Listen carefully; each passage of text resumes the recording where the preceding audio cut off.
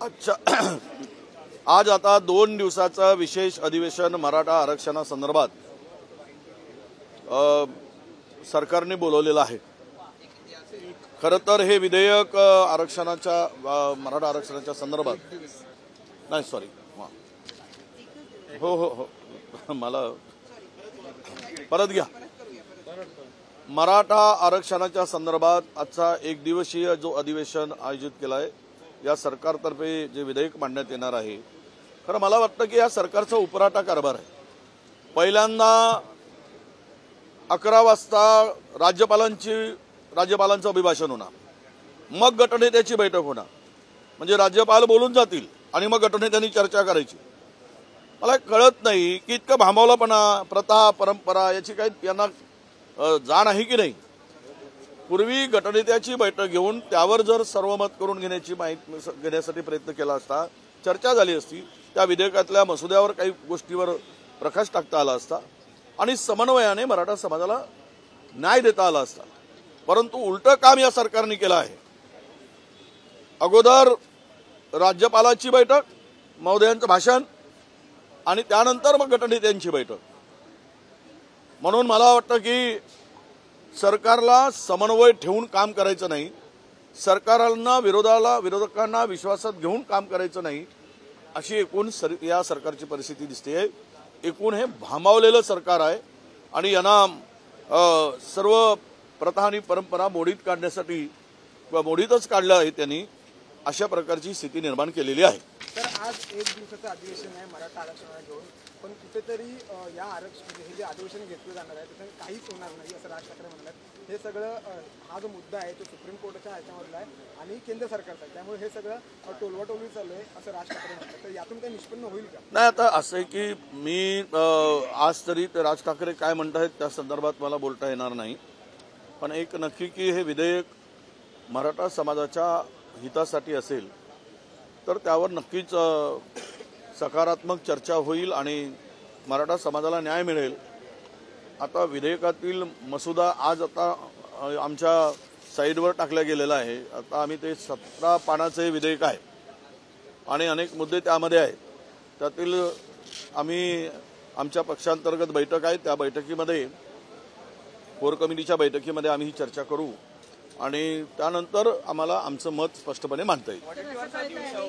गटनेत्यांना बोलण्याची संधी दिली जाणार आहे। अनेक आमदार आहेत ज्यांना या मुद्द्यावर आपलं मत मांडायचं आहे, परंतु सगळ्यांनाच बोलण्याची संधी मिळणार नाहीये असं कळतंय। केवळ गटनेते बोलतील असं कळतंय, तसं झालं तर एक असंतोष दिसून येऊ शकतो। नाही, नक्कीच मला मागच्या वेळेस पण हे विधेयक एकमताने मंजूर करायसाठी लावलं। शेवट फलित काय, सर्वोच्च न्यायालयामध्ये जर ते टिकलं नाही, त्याच कुठल्याही विधेयकावर 1 दिवस काय 4 दिवस ठेवा अधिवेशन। आम्ही मागच्या वेळेस म्हणालो होतो की तुम्ही कोणत्याही परिस्थितीमध्ये हा स्पेशल अधिवेशन घ्या। सरकारने वेळ काढूपणा केला। आमची मागणी होती, विरोधकांची मी मागणी केलेली होती, परंतु त्यांनी त्यावेळेस 1 दिवशीचं अधिवेशन घेण्यासाठी साफ सरकारने नकार दिला। आज आता 1 दिवसाच्या अधिवेशनामध्ये तीच गती होऊ नये, सर्वोच्च न्यायालयात झाली। कुठल्याही विधेयकावर चर्चा करून विधेयक संमत झालं तर ते लोकांच्या हिताचं राहील आणि ते टिकेल सुद्धा, परंतु तशी भावनाच सरकारची नाही। क्रेडिट घेण्यापायी सरकारला समाजाला खड्ड्यात टाकण्याचं काम हे सरकार करत आहे असं मला एकूण या पद्धतीवर दिसते आहे। वडेट्टीवार साहेब, तुम्ही ओबीसी समाजाच्या वतीने राज्यभरात सभा घेतलेल्या आहेत, मात्र आज जर सभागृहात तुमच्यासारख्या ज्येष्ठ नेत्यांना जर बोलण्याची संधी नाही भेटली आणि जर विधेयक पारित झालं तर ते नाही कोर्टात टिकलं तर भविष्यात पुढे काय होणार? सरकार जबाबदार राहील। मराठा समाजाला उद्ध्वस्त करण्याचं पाप जर करायचंच असेल तर ती चर्चा न करू देता हे विधेयक पास करतील। अधिवेशनाला सुरुवात पण झालेली नाहीये आणि मंत्रालय परिसरात मुख्यमंत्री आणि दोघी उपमुख्यमंत्र्यांच्या आभाराचे बॅनर तर झळकत आहेत, कसं पाहता यात? नाही, आता बॅनर आत्ता झळकलेत आभाराचे, उद्या बॅनर उतरवल्यावर माहीत होईल की ते लोकांच्या फायद्याचं आहे की नुकसानीचं आहे। एवढंच नशीब की त्या बॅनरला कोणी काळं फासू नये। धन्यवाद। देखिए, 1 दिन का स्पेशल सेशन आज बुलाया गया है, वो मराठा रिजर्वेशन को लेकर बुलाया गया है और मुझे लगता है कि इसके पहले भी हमने मांग की थी, पर सरकार ने देर की और राज्य में बहुत सारे आंदोलन खड़े हुए, लोगों को तकलीफ हुई। पर आज भी ये सरकार का मुझे लगता है कि नियम कुछ कानून से काम चले ऐसा इनको लगता नहीं है। पहले इन्होंने गठनेता की बैठक बुलाना चाहिए थी, मगर उन्होंने उसको टालते हुए राज्यपाल का अभिभाषण रखा, बाद में गठनेता की बैठक रखी। अगर इनको सर्वसम्मत से ये बिल पारित करना है, मराठा समाज को हित में कुछ निर्णय लेना है, तो सबको पहले विश्वास में लेकर गठनेता की बैठक लेकर बाद में गवर्नर का स्पीच रखना चाहिए था। इससे यही पाय होता है कि गवर्नर अपने स्पीच में कहेंगे और फिर चर्चा करके गठनेता की फायदा क्या होगा। तो ये सरकार में कोई तालमेल नहीं है।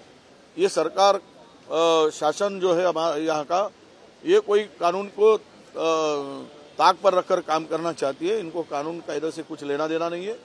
हम इसका निषेध करते हैं और ये सेशन में सबको बोलने देने की मांग भी करते हैं। सर, बिल पास होने के पहले ही धन्यवाद के और बधाई के बैनर्स लग चुके हैं पूरे शहर में। अभी 17 पेज का ये बिल आया है। बिल को हम उसका चिकित्सा कर रहे हैं और विशेष रूप से इसमें मुझे तो कोई नया दिख नहीं रहा है। जो पिछली बार गायकवाड़ कमीशन ने जो किया था वही दिख रहा है। अगर ये सुप्रीम कोर्ट में बिना चर्चा से अगर पिछली बार पारित किया था, अगर वही स्थिति अभी हुई तो मुझे नहीं लगता है इससे कुछ ज़्यादा हासिल होगा। अब लगा है बैनर का सवाल। अगर बैनर से अभिनंदन करके इलेक्शन मार के लेने की, इलेक्शन निपटा के लेने की और मराठा समाज के वोट लेने की बात अगर होगी समय टालने के हिसाब से, तो मुझे एबीपी माझा, उघडा डोळे बघा नीट।